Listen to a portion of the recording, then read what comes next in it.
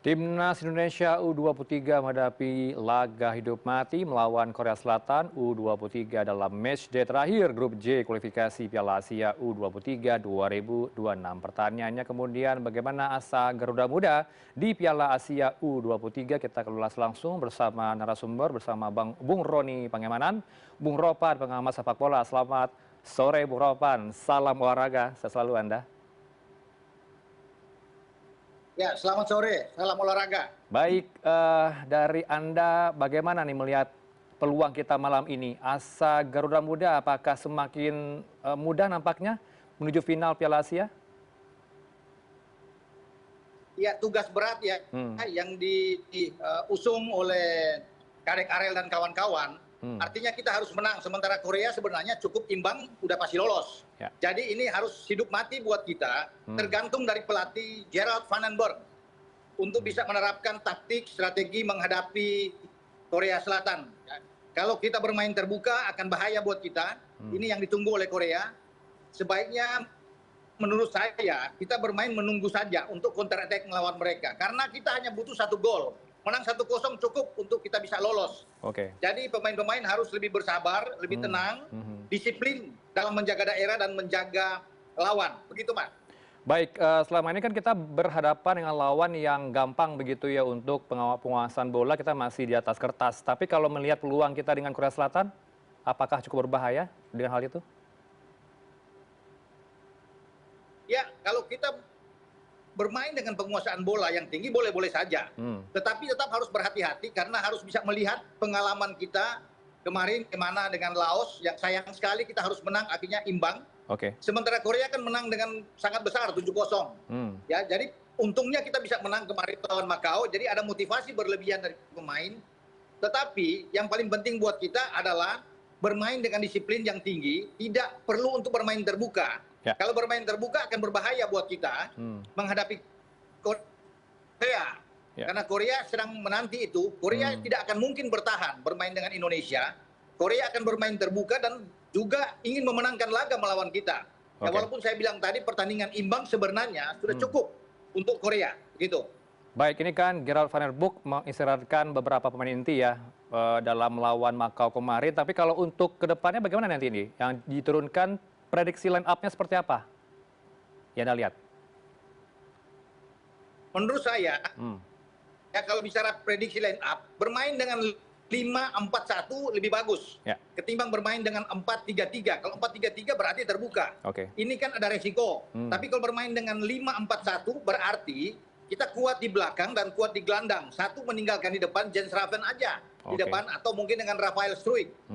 Gelandang kita harus kuat karena gelandang-gelandang Korea itu gelandang yang bagus, Mas. Jadi kita harus bisa punya gelandang yang baik. 3 gelandang yang bertahan, 1 gelandang yang bisa menyerang. Dan Sanadin Faris menurut saya adalah gelandang yang paling bagus yang kemarin melawan Makau. Dia tampil luar biasa, 1 gol 1 assist. Dan harus dimainkan sejak awal.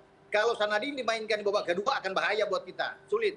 Dia harus dari awal bermain sehingga ada pemain yang bisa mendistribusi bola ke depan.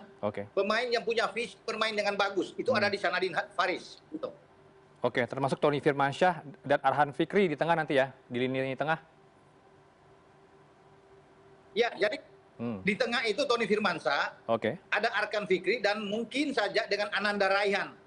Itu akan jauh lebih bagus kalau bermain dengan 4 gelandang. Kita memenuhi di sektor tengah ini untuk tidak memberikan ruang kepada pemain-pemain Korea Selatan. Kalau kita memberikan banyak ruang akan sulit buat kita karena mereka punya kecepatan, yang punya skill yang sangat bagus. Begitu, Mas.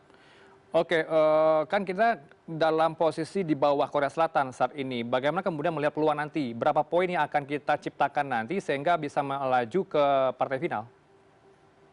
Boropan. Tidak ada pilihan lain buat kita. Timnas U23 kita harus bisa menang. Kalau kita imbang dengan Korea, itu hanya 5 poin. Tidak akan cukup untuk bersaing dengan 4 runner-up terbaik.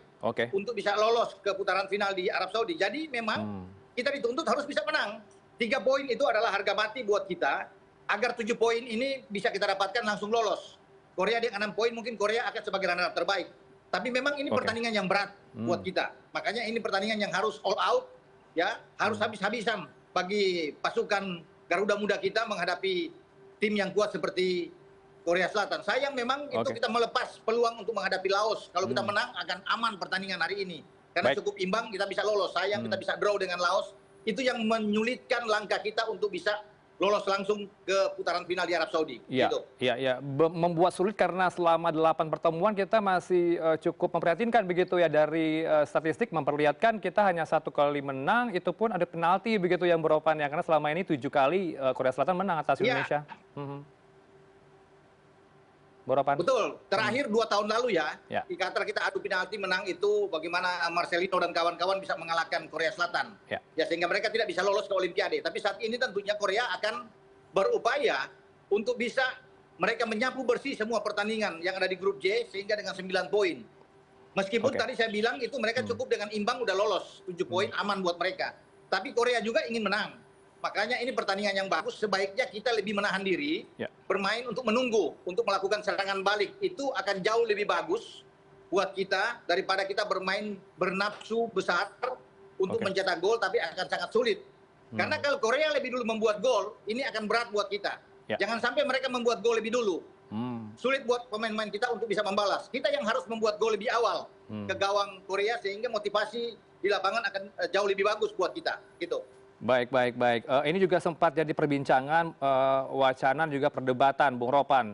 Karena saat ini masih belum ada ini ya kepastian soal kompetisi khusus untuk kelompok umur 23, U23 begitu, Bung Ropan. Karena kalau berbicara soal itu, pelatih Gerald Van der Boom juga sempat mengeluhkan soalnya pemain rata-rata cuma main 40 menit di klub. Bung Ropan. Iya, memang itu menjadi kesulitan buat kita dan ini jadi tugas bagi PSSI Ya. untuk memutar roda kompetisi di level usia muda. Hmm. Bukan cuma U23 tapi mungkin di U17, Ya. U20 juga kita harus mutar Mhm. sehingga kita punya pemain-pemain banyak yang bisa untuk bermain U23. Itu perlu memang Oke. untuk usia muda yang termasuk dengan tim putri kita kan. Mhm. Ya sepak bola wanita kita juga harus ada. Jangan cuma ada di tim nasional tapi kita tidak punya kompetisi. Jadi wajib untuk next nantinya pemain-pemain muda kita ikut berkompetisi atau setiap klub punya pemain muda yang harus ikut kompetisi. U20 paling bagus. Karena kalau U20 ikut kompetisi berarti mereka bisa bermain di U23. Oke. Ya, jangan di U23 yang kompetisinya. Itu harus lebih di bawah. U17 atau U20. Itu akan jauh lebih bagus buat kita mencari bibit-bibit unggul, menjadi aset kita ke depan. Begitu. Iya, iya, iya. Ini PR juga bagi Menpora baru nanti ya, pengganti Dito untuk memperhatikan hal ini, Bung Ropan.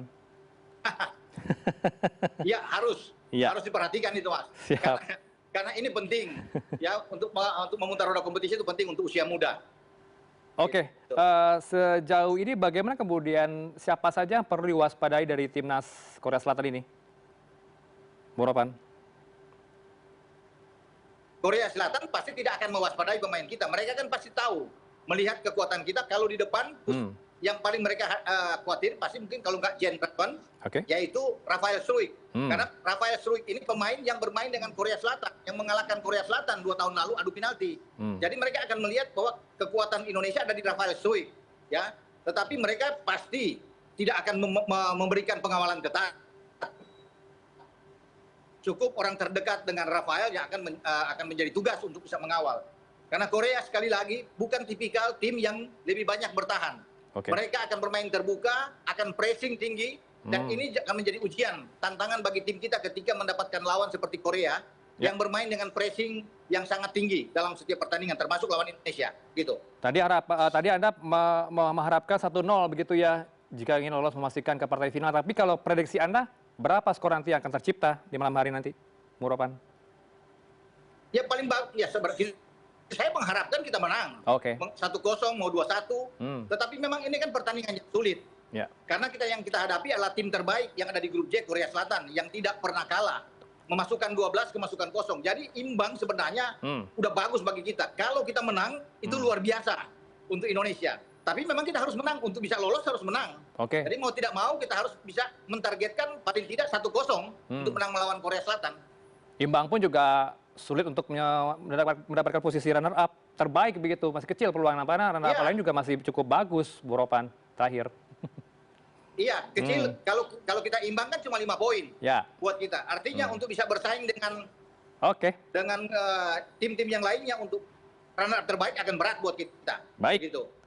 baik. Semoga mimpi Garuda Muda tercipta nanti malam untuk melaju ke partai final Piala Asia U23. Terima kasih untuk analisa Anda pada Amin. sore ini. Bung Roni Amin. Pangemanan, Bung Ropan, pengamat sepak bola. Selamat berolahraga. Bung Ropan. Siap.